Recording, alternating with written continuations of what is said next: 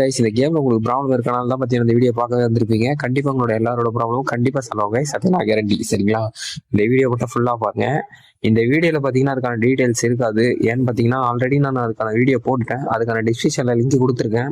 அந்த வீடியோ ஃபுல்லா பாருங்க. அதுல அட்மினோட ஐடியும் கொடுத்துருப்பேன். அந்த அட்மினோட டீடைல்ஸ் எல்லாமே பாத்தீங்கன்னா அந்த வீடியோல கொடுத்துருப்பேன். கண்டிப்பா அந்த வீடியோ பாருங்க. எல்லாருமே உங்களோட ப்ராப்ளம் சால்வ் பண்ணிங்க. சால்வ் பண்ணதும் பாத்தீங்கன்னா கமெண்ட்ல மட்டும் வந்து போட்டுருங்க. இனிமேல் நான் சால்வ் பண்ணிட்டேன் ப்ரோ, இந்த மாதிரி வந்துடுச்சு எனக்கு அப்படின்ற மாதிரி போட்டுருங்க.